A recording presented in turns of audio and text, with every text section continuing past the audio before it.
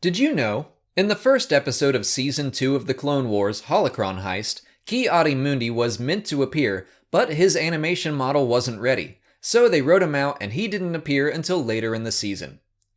Holocrons originally appeared in the Legends universe in the Dark Empire comic series. They have since become an important part of the canon as well.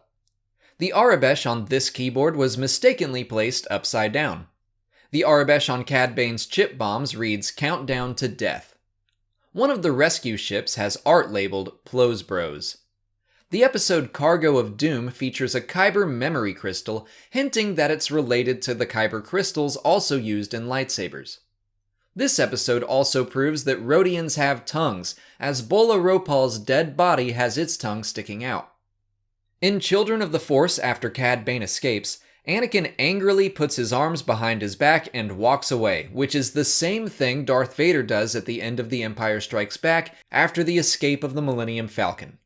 The mobile hanging over the Gungan child's crib includes a Kolo clawfish and a Sando aqua monster, both of which can be seen in The Phantom Menace. In Senate Spy, not a single blaster is fired, nor is a lightsaber ignited, nor does anything even explode. The Senate pods have sound-dampening privacy technology, allowing Anakin and Padme to speak freely when needed. Padme mentions the HoloNet, marking its first official mention in canon. The HoloNet was originally created for the Legends universe in a 1989 role-playing game sourcebook. The Arabesh in Lot Dodd's library is actually real-world tutorial text for basic 3D computer modeling. The takeout food Anakin carries is labeled as sushi on the top. Early in the episode Landing at Point Rain, Anakin and Ahsoka claim they arrived from a mission near Doran, which is the homeworld of the Kel Dor, Plo Koon species. Obi-Wan's gunship has a Nexu painted on the side labeled Bad Kitty written in Arabesh. During the making of Episode 2, the animation crew nicknamed the Nexu Bad Kitty. Ki-Adi-Mundi's gunship has a skull-faced clone trooper painted on it and the text Separatist Nightmare. In the episode Weapons Factory, TX-21 has bug markings on his armor to signify his role as a Geonosian tactical droid. In Legacy of Terror, Obi-Wan talks about the length of the Geonosian catacombs in terms of miles, despite the Star Wars universe normally using the metric system. In the final script, Luminara Unduli's punch to a Geonosian lets her know that the creature is undead. In the original script, she was meant to impale a Geonosian on a broken stalactite. This episode came out the same year as the book Death Troopers, making two zombie Star Wars stories in the same year, despite the fact that they were developed completely independently. In Brain Invaders, the Kaminoan at the Ord Cestus Medical Facility is Nala Se, the same Kaminoan from the Season 1 episode Shadow of Malevolence. Kit Fisto's familiarity with Ord Cestus is a nod to the novel The Cestus Deception, which features the Nautolan Jedi.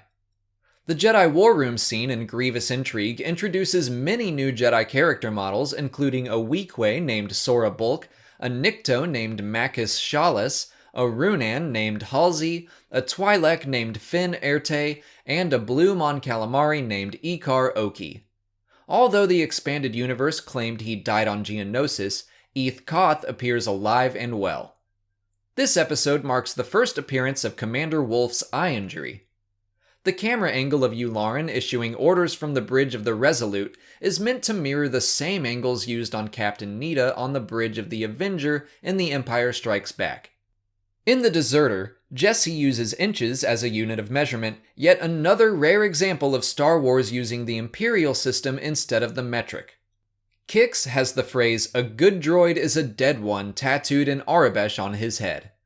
Although the Twi'lek children are not Cut's biological offspring, Pablo Hidalgo has confirmed that humans and Twi'leks are genetically compatible. The character Terra Sanub first appeared in the episode Grievous Intrigue, but he was first designed for the episode Lightsaber Lost, which was produced first. Advertisements for Star Tours can be seen in the streets of Coruscant. As Ahsoka looks through a list of underworld thieves, she sees a mugshot of Bree Tonica, which is one of the sisters that can be seen in the cantina in A New Hope. Terra Sanub's lightsaber looks white, but it has been confirmed by the show creators as actually being very light blue. Cassie Cryer is a Tyrellian Django jumper, the same species as the 8th brother from Star Wars Rebels. In the Mandalore plot, elements of Boba Fett's helmet shape and chest hexagon can be found repeated throughout Mandalorian architecture. The cube imagery also found in Mandalore's design is extended to Mandalore's cubist paintings, like this one done in the style of Picasso. Duchess Satine and her royal guards were based on concepts originally made for Queen Amidala in Episode 1 and Sith warriors respectively. In the episode Voyage of Temptation, Anakin pointing out Obi-Wan's anxiety about seeing Duchess Satine again while they're in a turbo lift is meant to mirror the scene from Attack of the Clones where Obi-Wan points out Anakin's anxieties over seeing Padme. In Duchess of Mandalore, the Coruscant Park is based on Ralph McQuarrie concept art. The episode Senate Murders features the first animated appearance of Mon Mothma and also her earliest chronological canon appearance so far. Although the text on this bottle is too small to read, it's labeled as a product of Naboo. Despite being the 16th episode of the second season, Cat and Mouse is chronologically before every episode that had been aired at that time. Admiral Trench was originally less subtly named Admiral Terranch in reference to his tarantula inspiration. The episode Bounty Hunters begins with a title card mentioning Akira Kurosawa, whose works heavily inspired the original Star Wars.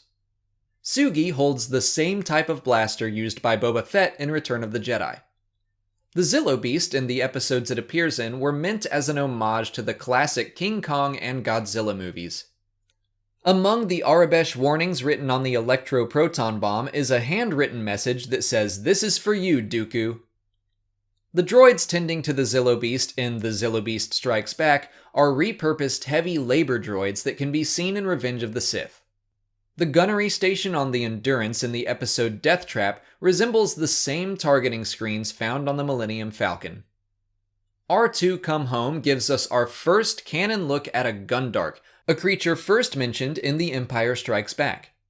Plo Koon mentions the Hydian Way, which is a hyperspace trade route first created in the Legends universe.